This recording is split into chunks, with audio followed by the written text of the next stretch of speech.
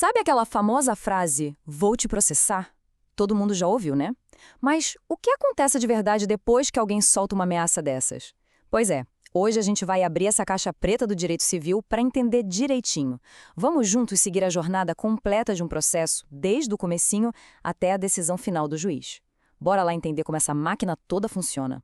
Essa é a faísca que acende tudo, não é mesmo?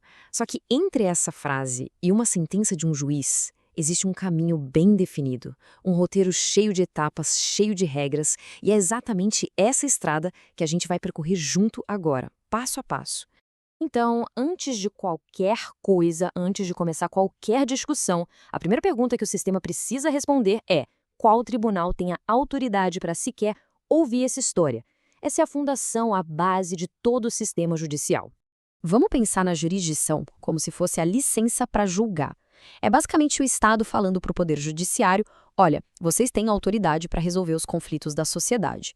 É a base de tudo, sabe? O poder na sua forma mais pura.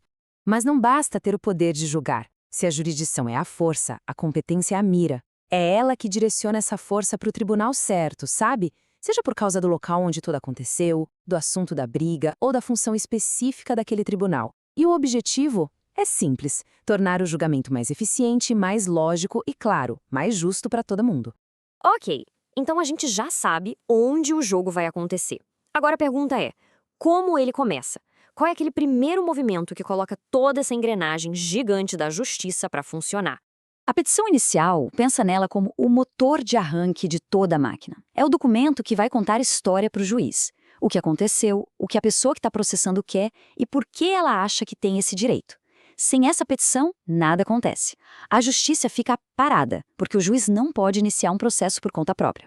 Mas, muito cuidado aqui. Uma petição inicial mal feita pode ser um game over antes mesmo da partida começar. Se ela for o que a gente chama de inepta, ou seja, muito confusa, sem pé nem cabeça, ou se ela apontar o dedo para a pessoa errada, o juiz simplesmente rejeita. Agora, o ponto fundamental é o seguinte: isso não significa que a causa foi perdida. É mais um volta para o começo e faz direito.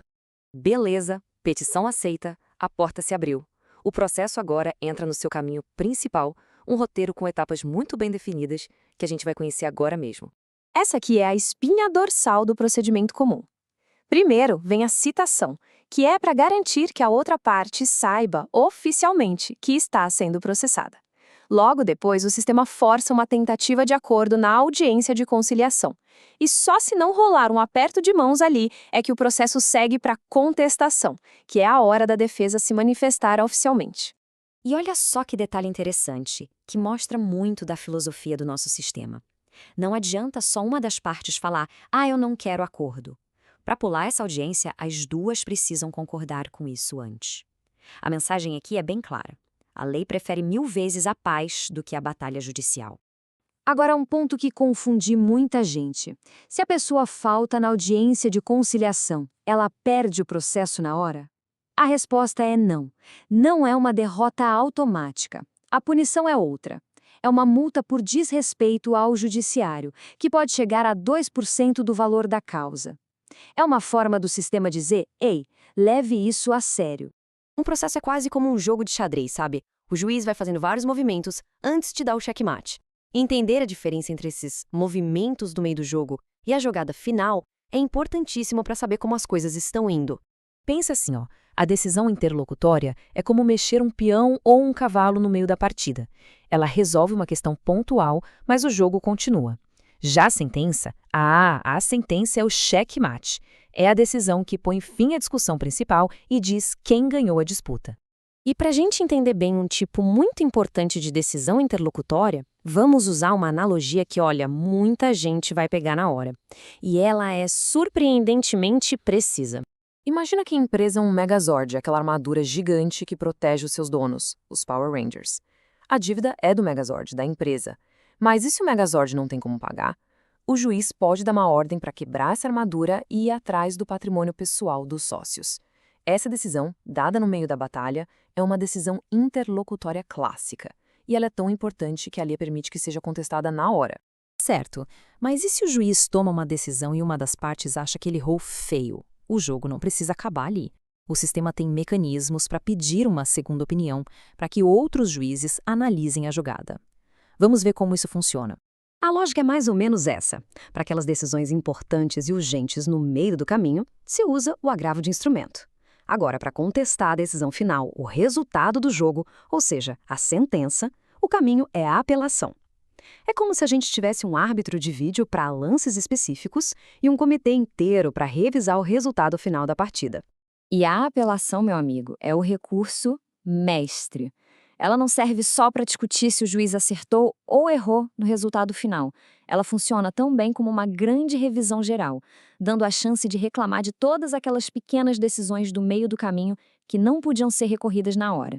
É a oportunidade de botar tudo na mesa de novo para uma outra análise. Bom, a gente viu um monte de regras, de etapas e de nomes que parecem complicados. Mas agora vamos dar um passo para trás e olhar o quadro todo. Para que tudo isso? Qual é o grande propósito por trás dessa engrenagem toda? Toda essa sequência de petição, citação, audiência, recurso, isso não é só burocracia por burocracia. O grande objetivo é garantir que os dois lados da história tenham a chance de falar, que as provas sejam bem analisadas e que a decisão final seja baseada num procedimento claro, previsível e justo para todo mundo. Lembra desse número? É a multa por faltar na audiência de conciliação.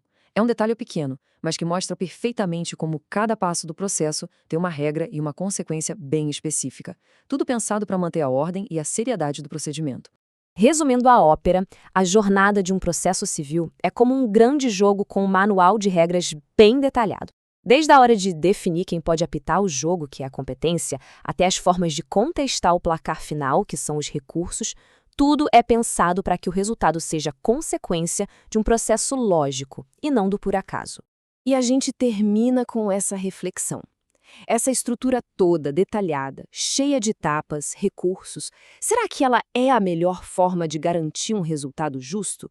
Ou será que, às vezes, a complexidade dela acaba virando um obstáculo?